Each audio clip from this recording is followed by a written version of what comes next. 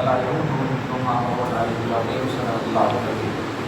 رسول برکت کے لیے درود شریف پڑھ لیجیے. اللهم صل علی سیدنا و شفیعنا حبیبنا و مولانا محمد وعلى آله وصحبه وسلم صلی اللہ تعالی علیہ وسلم. اللہ پاک کی شان کیا ہے آپ نے اچھی طرح سورہ آیت الکرسی کے پہلے حصے میں محسوس کیا ہے اور معلوم کیا ہے. اس آیت کریمہ میں ایک لفظ ہے من الذی یشفع عنده الا باذنہ. اس پر تھوڑی سی بحث علمی طور پر محسوس کیجیے. من الذی یشفع عنده، کون ہے جو ریکویسٹ پیش کرے، کون ہے جو شفاعت کرے، کون ہے جو گزارش کرے عنده اللہ پاک کے پاس. کچھ نہیں سمجھ، اللہ پاک کے سامنے اس کی بھی نہیں چلتی. یہ تو سمجھ گیا. اس میں یہ کہا جا رہا ہے یہ آیت کریمہ کا اتنا سا حصہ لے کر کے لوگ نفرتوں کی دنیا کو آباد کرتے ہیں. اللہ پاک کے ساتھ کچھ نہیں کرتے، کسی کی ریکویسٹ نہیں، کوئی وسیلہ نہیں، کوئی شفاعت نہیں، لیکن اسی میں جواب دیتا ہے الا باذنہ. الا باذنہ یعنی نہیں چلتی، ہاں چلتی اس کی جس کو اللہ نے اجازت دے دیا. کتنا آسان. صرف اگر یہ ہوتا کہ اللہ پاک کے نزدیک جس کی بھی ریکویسٹ اور کس کا بھی وسیلہ نہیں چلتا، اتنی بیان ہو جاتی، اختتام ہو جاتا آیت کا، تو پھر آپ کہہ سکتے تھے کہ نہیں اللہ پاک کے ساتھ شفاعت کا عقیدہ غلط ہے، وسیلہ کا عقیدہ غلط ہے. لیکن وہیں پر اللہ فرما رہا. اب یوں سمجھیے نا کہ انگلش میں بولتے ہیں نا بٹ کا جو مفہوم ہوتا ہے، لیکن کا جو مفہوم ہوتا ہے، اس کا مطلب یہ کہ جو پاس میں آپ بولے ہیں، پہلے جو آپ بولے ہیں وہ اس کی نفی کر رہے ہیں، اس کو ریجیکٹ کر رہے ہیں. صحیح ہے نا. ہاں آ تو گیا بٹ مطلب کیا ہے اس کا، یہ ہم اس کو ہٹا رہے ہیں، کوئی اور چیز لانا چاہتے ہیں. ایسے کوئی شفاعت نہیں کر سکتا اللہ پاک کے نزدیک، لیکن جس کو اللہ نے اجازت دیا ہو. مطلب کیا ہوا، آٹومیٹک مفہوم ہے کہ وہ شفاعت کر سکتا ہے. یہ تو مطلب ہوا جب شفاعت کی نفی ہے اور بٹ بولا جا رہا ہے تو اس میں شفاعت کا ثبوت ہو، وسیلہ کا ثبوت ہو. اب اس کو اور دیکھیے قرآن پاک میں سورہ نازعات، سورہ نبا، سورہ نازعات سے پہلے سورہ نبا پارہ نمبر 30 کی جو آیت اللہ سبحانہ فرماتا ہے. آیت نمبر 38 میں یوم یقوم الروح والملائکۃ صفا. قیامت کے دن کے منظر کو یاد ہے. اچھا ایک اور بات دھیان رکھیے گا کہ یہ دنیا جو ہے فانی ہے، ایزی ہے، قلیل ہے، کمزور ہے، کچھ بھی حیثیت نہیں. حدیث کی صراحت کے مطابق مچھر، مرے ہوئے مچھر کے برابر بھی نہیں ہے. جتنی عظمت ایک مچھر کی ہے اللہ کے پاس کے نزدیک، پوری دنیا کی نہیں ہے. کوئی حیثیت نہیں. والآخرۃ تو خیر، اور آخرت بہتر، آخرت اعلیٰ، وہ دنیا اعلیٰ. سمجھ رہے آپ؟ تو جب بھی اگر کہا جائے دنیا کے مقابلے میں آخرت کو تو سمجھیے گا کہ دنیا میں تو ایزی ہے، جب آخرت میں ایسا تصور ہے. اب دیکھیے اس دن جبریل اور سارے فرشتے صف باندھے کھڑے ہوں. یوم یقوم الروح والملائکۃ صفا. اس دن روح مطلب روح الامین جبریل علیہ السلام، والملائکۃ اور سارے فرشتے سب باندھے کھڑے ہوں گے. لا یتکلمون، کوئی بات کرنے کی طاقت نہیں رکھیں گے، کوئی بول نہیں سکیں گے.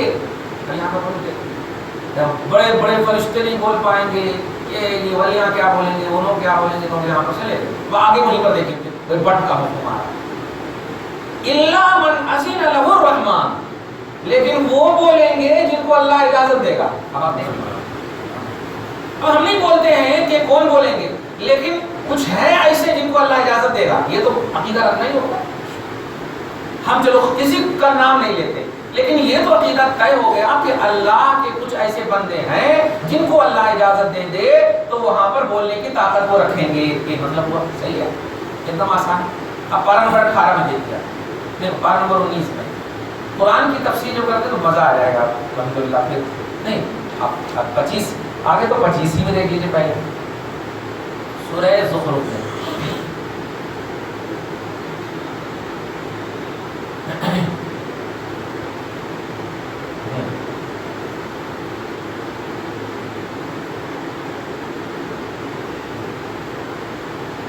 الأخلاء يومئذ بعضهم لبعض عدو إلا المتقين.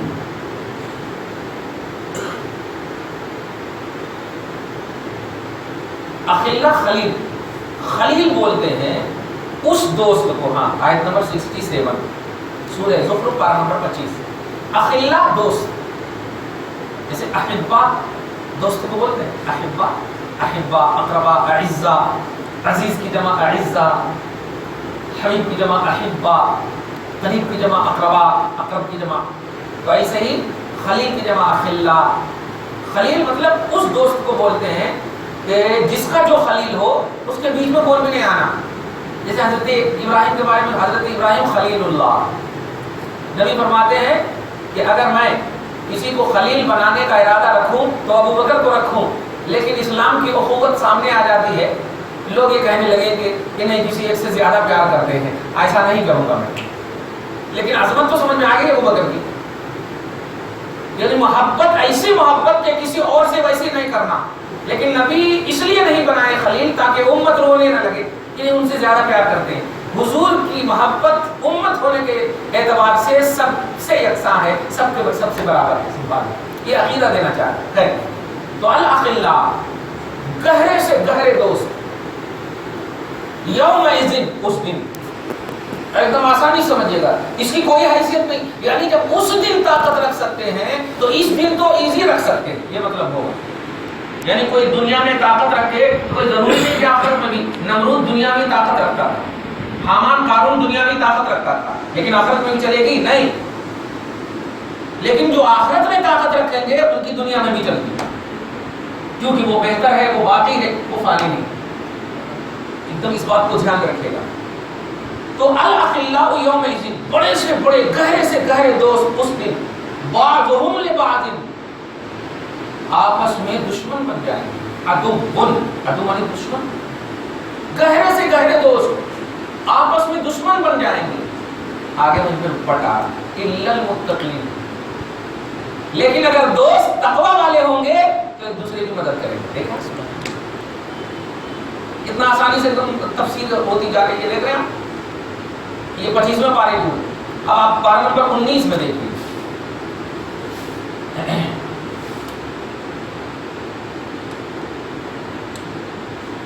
یوم لا ينفع مال ولا بنون الا من اتى الله بقلب سلیم.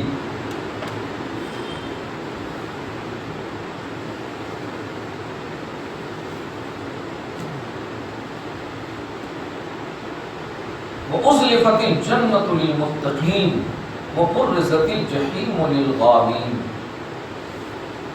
یوم لا ينفع مال ولا بنون. یوم، اب یوم کا معنی آسانی سمجھتے چلیے. اس دن لا ينفع مال، کوئی مال نفع نہیں دے گا، ولا بنون، اولاد بھی نفع نہیں دے گی. ہاں سورہ شعراء آیت نمبر 88. یوم لا ينفع، اس دن کوئی مال نفع نہیں دے گا.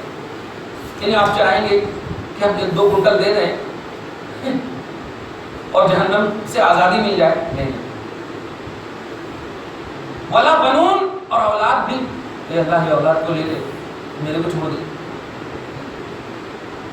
وہی پھر بتا الا من اتى الله بقلب سلیم، لیکن وہ جن کے پاس قلب سلیم ہوگا، سلامت والا دل ہوگا، وہ ایک دوسرے کی مدد کرتے نظر آئیں.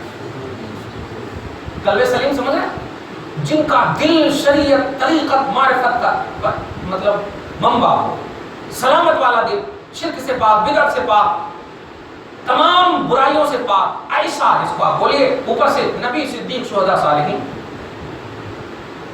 قلب سلیم اگر ان کے پاس نہیں ہے تو پھر کسی کے پاس نہیں ہوگا، کیونکہ قلب تو اللہ کے پاس ہے نہیں. قلب بولے تو دل، اور دل تو جسم کا محتاج ہے، تو اب دل انسان ہی کے پاس ہوگا. اور انسان اگر کسی کے پاس نہیں مانیں گے تو پھر قلب سلیم جھوٹ ہو جائے گا معاذ اللہ. لیکن اللہ پاک کہہ رہا کہ جن کے پاس قلب سلیم ہے وہ ایک دوسرے کی مدد کریں گے اور نفع بخش ہوں گے. یہ قرآن کہہ رہا ہے. اب میں قرآن کی چند آیت کریمہ صرف اس لیے بتا رہا ہوں تاکہ آپ سمجھیں کہ قرآن میں میری تحقیق کے مطابق 48 آیتیں ایسی ہیں جو کہ اس قسم کی نفی کے لیے ہے. مطلب شفاعت نہیں ہوتی، ریکویسٹ نہیں چلتا، وسیلہ نہیں چلتا، لیکن میں قرآن ہی سے یہ بتا کر ایک ذہن دے رہا ہوں کہ جہاں کہیں ایسا ہے اس کے جسٹ بعد بٹ کا پہلو ہے. یہ بتانا چاہتا ہوں. بٹ کا پہلو ہے، لہٰذا ون سائڈڈ سوچنا کبھی نہیں رکھنا چاہیے۔ حدیث پاک اگر بولی جائے تو آپ کہہ سکتے ہو کہ ہو سکتا ہے یہ حدیث ضعیف ہو، کوئی راوی کمزور ہو، لیکن قرآن پاک میں ہے تو صرف آیت قرآنیہ کے کچھ حصے کو نہیں لے کر کے چاہیے کہ امت میں ایکسپلین کریں، پورے حصے کو دیکھیں۔ اچھا یہاں پر ایسا بھی نہیں ہے کہ ایک ہی آیت میں مطلب ایک آیت کے بعد دوسری آیت میں بٹ کا پہلو نہیں، ایک ہی چیپٹر میں ہے، ایک ہی آیت میں ہے کنٹینیوٹی کے ساتھ، یوم لا ينفع مال ولا بنون الا من اتى اللہ۔ اب دیکھیں کنٹینیو ہے، اس دن کوئی نفع نہیں دے سکتا، نہ مال نفع دے سکتا، نہ اولاد نفع دے سکتا۔ اب یہاں پر اگر خاموش ہو گئے تو اب ڈر ڈر کے مرتے رہو بس، ارے کچھ بھی نفع نہیں دے گا تو کیا کرنا، جو بھی ہے کھا لو۔ اب بیٹے بھی ہیں جتنا بھی تو جو نفع ہی نہیں دے سکتا تو پھر کیا فائدہ؟ ارے ایسا کیسے ہوتا؟ میرے آقا فرماتے ہیں کہ انسان مر جاتا لیکن اس کی تین چیز جو ہے مرنے کے بعد بھی کنٹینیو اس کو ثواب کے طور پر رہتی حاصل، عمل نہیں بھی کرتا، تین چیز چھوڑ کر گیا ثواب ملتا رہتا۔ پہلی چیز کیا ہے؟ صدقہ جاریہ، اپنے قرآن پاک مسجد میں لا کر رکھا، فین چلا دیا، اس سے جو الحمدللہ رب العالمین ہوا کھا کے جو ہم پڑھ رہے ہیں تو پڑھ رہے ہیں ہم کو بھی ثواب مل رہا ہے، اور اس کی وجہ سے جو پڑھ رہے ہیں اس کو بھی ثواب مل رہا ہے۔ قرآن پاک لا کر رکھ دیے، جو ہم بھی پڑھے آپ بھی پڑھے جو بھی پڑھے ان کو بھی ثواب ملے گا، اور جو لا کر رکھے ان کو بھی ثواب ملے۔ صدقہ جاریہ، کوئی کتاب لکھ دیے، اس کتاب سے جتنے لوگ ہدایت پر رہیں گے لکھنے والے کو بھی ثواب ملے گا، علم نافع اس کو بولے۔ دوسری چیز، اور تیسری چیز نیک اولاد جو اپنے باپ ماں کی نہیں بھی دعا کرے گی، نہیں بھی کچھ کرے گی، ارے انہیں نیک ہے تو ان کو تو ملتا ہی، اور ان کی نیکی آٹومیٹک سینڈ ہوتی باپ کے پاس۔ دیکھا تو کیسے بول سکتے ہیں کہ اولاد جو ہے نفع بخش نہیں ہے؟ صحیح مسلم کی حدیث پاک ہے، تین چیز جو ہے مرنے کے بعد بھی آپ کو کنٹینیو ثواب دیتی رہتی۔ کہنا یہ ہے کہ ون سائڈڈ سوچ ہرگز نہیں رکھے گا۔ اور بھی بہت ساری آیتیں ہیں، میری کتاب الوسیلہ ہے، اگر ضرورت ہو تو وہ 200 پیج کی ہے تو نہیں ہمارے پاس ابھی، سنی سینٹر میں ہو سکتا ہو، اس میں میں نے کاؤنٹ کیا ہے کہ کن کن آیتوں میں شفاعت کا تصور، وسیلہ کا تصور ہے، اور کن کن آیتوں میں نفی کا اپوزٹ تصور ہے، اور اس آیت کی تفسیر میں نبی کیا کہہ رہے ہیں، صحابہ کیا کہہ رہے ہیں۔ جن آیتوں میں یہ تصور ہے اللہ کے سوا کوئی مدد نہیں کر سکتا، مراد یہ ہے بت مراد ہے، بت مراد ہے، وہاں کے لات عزا ہبل یہ سب مراد ہے۔ اے لوگو تم مجھے مانو، توجہ مجھے مانو، ایک اللہ کو مانو، میں اللہ کا پیغمبر ہوں، کیوں جس کو تم مان رہے ہو وہ اللہ کے علاوہ ہے، وہ تیری مدد نہیں کر سکتا۔ یہ مطلب ہے کیونکہ قرآن نبی پر اترتا نا، اور نبی کس کو سامنے بولیں گے کہ لوگ عبادت کرو، جو عبادت کر رہا ہوگا ان کے سامنے تو بولیں گے نہیں، جو اللہ کے علاوہ کی عبادت کر رہا ہوگا ان کے سامنے بولیں گے نا۔ ابو بکر جب نماز پڑھ ہی رہے ہیں تو ان کے سامنے تو نبی بولیں گے نہیں کہ اے ابو بکر نماز پڑھو، وہ تو پڑھ ہی رہے ہیں۔ صحابہ جب نماز پڑھ ہی رہے ہیں، ایمان جو لائے ہوئے ہیں، تو ان کو تو نہیں بولیں گے ایمان لاؤ۔ لہذا جہاں کہیں بھی آیت میں یہ ہے کہ سنو اگر تم اللہ کے علاوہ کسی کو پوجو گے تو تمہاری مدد نہیں ہوگی، تو سوال یہ ہے کہ پوجا جاتا ہوگا اللہ کے علاوہ تو اس کے لیے یہ آیت اتر رہی ہے۔ ابو بکر تو اللہ کو پوج رہے ہیں لہذا ان کے لیے یہ آیت نہیں ہو سکتی، صحابہ اللہ کو پوج رہے ہیں لہذا ان کے لیے یہ آیت نہیں ہو سکتی۔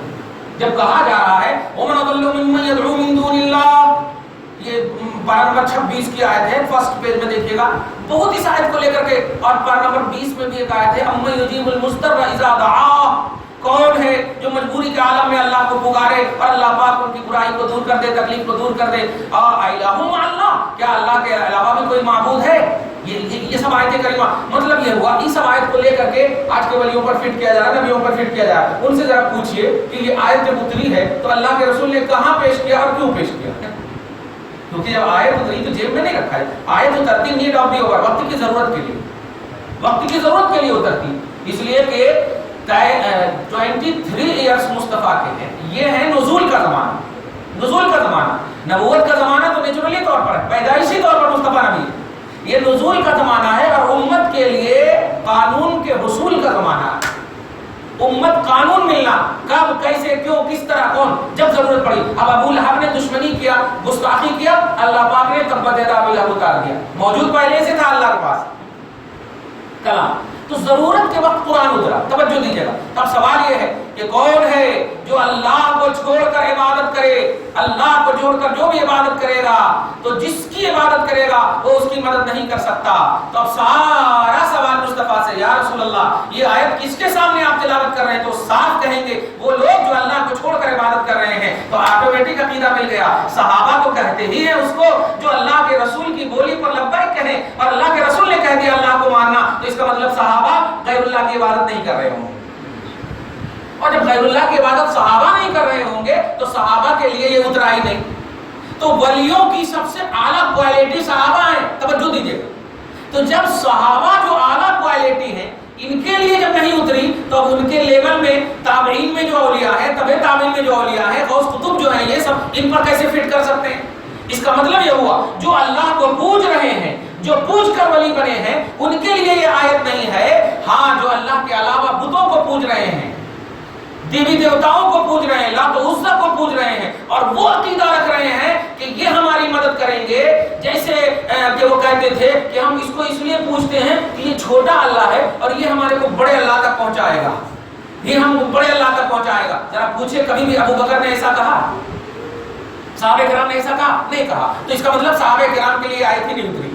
تو کس کے لیے اتری؟ جو غیر اللہ کو پوجتے تھے۔ تو غیر اللہ کے پجاری کے لیے ایسی آیتیں اتری ہے۔ میں نے تفسیر ابن عباس اور دیگر تمام تفسیر سے آپ کو بتا اور آج بھی بتا رہا ہوں کہ دھیان میں رکھیے، جہاں کہیں بھی من دون اللہ، یعنی اللہ کے علاوہ کوئی مدد نہیں کرتا، اللہ کو چھوڑ کر کوئی مدد نہیں کرتا، مراد یہ ہے کہ اے کافرو، تم جو اللہ کو چھوڑ کر عبادت کا عقیدہ رکھ رہے ہو، اللہ کو چھوڑ کر کے جو معبود ہونے کا عقیدہ رکھ رہے ہو، اللہ کو چھوڑ کر جو نفع اور نقصان کا عقیدہ رکھ رہے ہو، یہ عقیدہ تیرا غلط ہے، کیونکہ اللہ کو چھوڑ کر کے کوئی مددگار نہیں ہے تمہارا۔ اللہ کے دامن کو تھامو گے تو نبی بھی مدد کریں گے، جبرائیل بھی مدد کریں گے، ملائکہ بھی مدد کریں گے، نیک لوگ بھی مدد کریں گے۔ سورہ تحریم میں آپ دیکھیے کہ اگر کوئی مددگار کی جو کوالٹی اللہ پاک نے بتایا، فإن اللہ هو مولاه وجبریل وصالح المؤمنین، کہ اللہ بھی مددگار ہے، جبرائیل بھی مددگار ہے، اور نیک اولیاء اللہ بھی مددگار ہے۔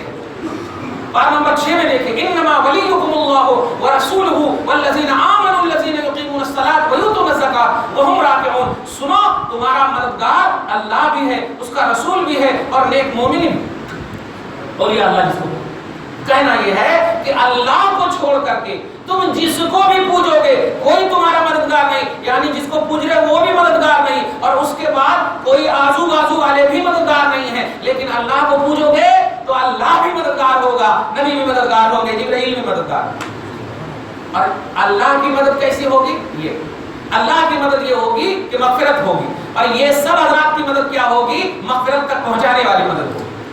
جملے پہ غور کریں آپ، ایک دم اس کی آسان مثال بخاری شریف کی حدیث سے بتا دوں آپ کو کہ نہیں، ابن ماجہ اور بلکہ مشکات وغیرہ کے حوالے سے بتاؤ، حضرت عثمان بن عفان بڑے جلد کا صحابی ماشاءاللہ ذو النورین فرماتے ہیں کہ یشفع للناس یوم القیامہ ثلاثۃ، کہ لوگوں تمہاری شفاعت قیامت کے دن 3 لوگ کریں گے۔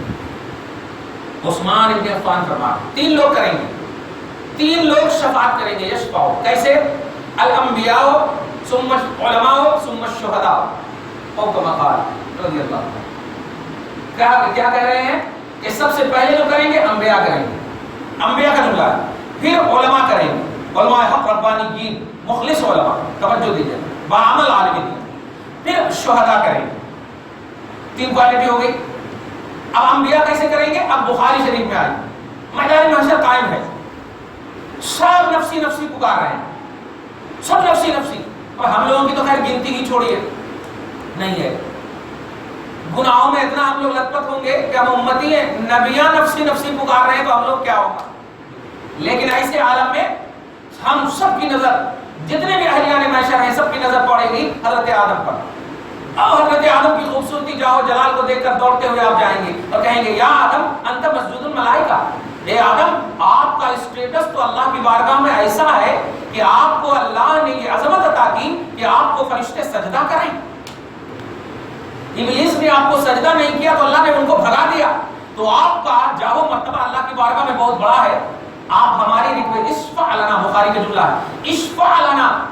اچھا یہاں پر ایک نقطہ دیکھو سمجھیے گا، یہ آخرت جو ہے، یہ میدان محشر جو قائم ہے وہ دارالعمل نہیں ہے، لہٰذا اب جو بھی بول رہے ہیں وہ خدا کی توفیق سے بول رہے ہیں، اپنے عمل کے اسٹیٹس سے نہیں بول رہے ہیں۔ تو تو آپ جب گئے بھی ہیں تو اس کا مطلب خدا توفیق دیا ہے. کب گئے ہیں آپ؟ جملے میں غور کر رہے ہیں آپ، نقطہ سمجھیے. تو حضرت آدم کو جا کر اشفع لنا، ہماری شفاعت کیجیے، ہماری ریکویسٹ کیجیے. تو جب اللہ پاک اپنی شان کے مطابق موجود ہے تو ڈانٹ دینا چاہیے، کوئی مدد نہیں کر سکتا، چل کھڑا رہے اپنی جگہ پہ. لیکن نہیں، نبیوں کی مدد سمجھیے، سب کے پاس اللہ جانے دے رہا ہے. دیکھ رہے ہیں تو اللہ جانے دے رہا. حضرت آدم کہہ رہے ہیں کہ نہیں نہیں نہیں، آج یہ کام میرا نہیں ہے، ایسا کرو تم نوح کے پاس چلے جاؤ. میں پوچھتا ہوں آدم سے، اتنا بول دیتے آپ کافی تھا کہ آج یہ میرا کام نہیں ہے، کافی تھا. لیکن نوح کے پاس کیوں بھیج رہے ہیں؟ یہ بھیجنا ہی شفاعت ہے، یہ بھیجنا ہی مدد ہے، یہ انفارم کرنا ہی مدد ہے. نوح کے پاس جب گئے، نوح بھی یہی کہیں گے میں نجی اللہ ہوں ضرور، لیکن آج یہ جو پوزیشن کسی کو ملنے والی ہے وہ ایک ہی ذات ہے، میرے علاوہ ابراہیم کے پاس چلے جاؤ. ابراہیم کے پاس بھیج رہے ہیں. یہ بھیجنا انبیاء کی مدد ہے، اور آخری میں محمد کے پاس آنا اور وہ کہیں نہیں بھیجے، اس کو شفاعت کبریٰ بولتے ہیں، اس کو مقام محمود بولتے ہیں. جو قرآن پاک میں پارہ نمبر 15 میں عسیٰ ان یبعثک ربک مقاما محمودا، ان قریب آپ کو آپ کا رب مقام محمود پر فائز کرے گا. مقام محمود وہ شفاعت الکبریٰ، یہ بھی بہت بڑی شفاعت ہے کہ آپ کہیں نہیں، آپ کو بھیجا جائے گا، آپ کہا جائے گا آؤ ادھر آؤ ادھر آؤ ادھر، اور نبی اب سجدے میں گریں گے. اور سجدے میں جب گریں گے تو آپ دھیان دیجیے گا، قرآن کا تصور کیا دیا گیا تھا، امت کا ایک طبقہ یہ دیا تھا کوئی بھی مدد نہیں کر سکتا. لیکن جب نبی سجدے میں گریں گے تو نبی سے پوچھے یا رسول اللہ یہ تو دارالعمل نہیں ہے، یہ تو دارالجزا ہے اور آپ عمل کر رہے ہیں. جواب ملا مصطفیٰ کے لیے کوئی جگہ ڈیپینڈنٹ نہیں ہے، جو مصطفیٰ کر دے وہی کام بن جاتا ہے، چاہے وہ دارالعمل ہو یا دارالجزا ہو. تو دارالجزا کو مصطفیٰ نے دارالعمل بنا دیا. اچھا وہ عمل یہ کس کے لیے کہ اللہ پاک فرما رہا ہے حبیب سر کو اٹھائیے، منشأ مصطفیٰ کو سمجھنا محسوس کیجیے. رب کتنا اچھا سمجھتا ہے، ہم کچھ نہیں سمجھ سکے. رب فرما رہا سر اٹھائیے اور اس کے بعد کہہ رہا ہے جو مانگنا ہے مانگیے. اللہ کو کیسے معلوم کہ یہ مانگنے والے ہیں؟ کچھ سجدہ کر رہے ہیں تو کہہ دینا چاہیے اچھا آپ کو ریلیکس نہیں ہے آپ جا کر آرام کیجیے، ایسا بول دینا چاہیے. لیکن بول رہا اللہ جو مانگنا ہے مانگیے اور جن کی شفاعت کرنی ہے کیجیے. ارے بات یہ اچھا، یہ خواہش، یہ رضا مصطفیٰ اللہ سے بہتر اور کون جان سکتا ہے؟ وہ جان رہے ہیں کہ دنیا میں بھی سجدہ کیا تو امتی کے لیے کیا، تو یہاں پر بھی جو سجدہ کر رہے ہیں وہ امتی ہی کے لیے کر رہے ہیں. چنانچہ اس وقت کہیں گے مولا سارے متقی پرہیزگار نیکوکار تیرے ہیں، جتنے گنہگار ہیں سب میرے، سب میرے ہیں. بہقی میں فرمایا گیا شفاعتی لأہل الکبائر من امتی، میری شفاعت سب نے تو اپنے اپنے حساب سے کر دیا، میری شفاعت میری امت کے بڑے بڑے گنہگاروں کے لیے ہے. میں ابو بکر کے لیے کیا شفاعت کروں، عمر کے لیے کیا شفاعت کروں؟ تقویٰ پرہیزگار تو ان کے قدم کو چوم لیا ہے. جتنے بھی تیرے متقی پرہیزگار ہیں وہ سلیکٹڈ ہیں، ان کے لیے کچھ نہیں. صالحین کے بعد جو باغی نہیں ہے، جو دشمن نہیں ہے، جو گستاخ نہیں ہے مگر گنہگار ہے، فجر کی نماز چھوڑا، حقوق اللہ حقوق العباد میں انوائرنٹری میں بے توجہی میں اس نے کمی کی ہے، ایسے لوگ میرے ہیں. چنانچہ اللہ پاک کہے گا جا جہنم سے ایسے ایسے لوگوں کو پاکان پڑھ کے نکال لے، سبحان، جن کے دل میں ذرہ برابر بھی تیری محبت ہے، ایمان ذرہ برابر بھی تو نکال لے. تو دیکھیے تو جو سب سے ڈیفیکلٹ میدان تھا وہاں پر جب اتنا پاور ہے تو دنیا میں کیسے مدد نہیں کر سکتے؟ یہ اصل بتانا چاہ رہا ہوں، دنیا میں کیسے مدد نہیں کر سکتے. آپ سوچئے جب آپ 2 کنٹل اٹھا سکتے ہیں تو 1 کنٹل نہیں اٹھا سکتے ہیں، تو آسان ہے. تو جب آخرت کا بوجھ اٹھا سکتے ہیں آپ، انبیاء شہداء اور علماء، تو یہ دنیا کا بوجھ کیسے نہیں اٹھا سکتے؟ جو آج امت کا ایک طبقہ کہہ رہا آج جو ہے محمد سے نہیں مانگنا چاہیے، آج کی تاریخ میں محمد سے مانگنا حرام ہے. ارے آج کی تاریخ بول رہے ہو، جہاں تاریخ بند ہونے والی ہے وہاں ساری تاریخ کو ختم کر کے مصطفیٰ کی سنی گئی. میدان محشر ہے وہ، اس تاریخ میں اب تاریخ نہیں آنے والی ہے، اب فیصلہ ہونے والا ہے، دی اینڈ فیصلہ ہونے والا ہے. تو ایسی ڈیفیکلٹ وقت میں جب مصطفیٰ کی سنی گئی، یہ تو دنیا ایزی تاریخ ہے، آج کی تاریخ میں نہیں. یہ عقیدہ سنو، ہر تاریخ میں محمد سے مانگ سکتے، یہی ایمان ہے، یہی ایمان ہے. من ذا الذی یشفع عندہ الا باذنہ، کون ہے جو اللہ کے پاس شفاعت کرے؟ کون ہے مطلب نہیں کرے، الا باذنہ، ہاں وہ کریں گے جو اللہ کی، جن کو اللہ کی اجازت ہوگی. دعا ہے پروردگار عالم آپ کو ہم سب کو صحیح سوچ کے ساتھ فکر والا انسان بنائے، صحیح عقیدے پر گامزن رکھے، اس نے عقیدہ کے ساتھ زندہ رکھے، ماں باپ بزرگوں کا ادب کرنے والا اولاد اور انسان اور بندہ بنائے. یا اللہ ہم سب کی نیک اور جائز تمناؤں کو پوری فرما. حسینی جذبہ شہادت کے صدقے کو پھیل میں پروردگار ہم سب کو بھی ہمیشہ حسینی بنانا مولا. یزیدیت سے ہمیشہ محفوظ و معمول فرما مولا. یا اللہ جہاں کہیں بھی ہمارے بھائی گمراہ ہے انہیں ہدایت کاملہ نصیب فرما. گھر بار میں آل اولاد میں جو کوئی بھی جس طرح سے بھی پروردگار یزید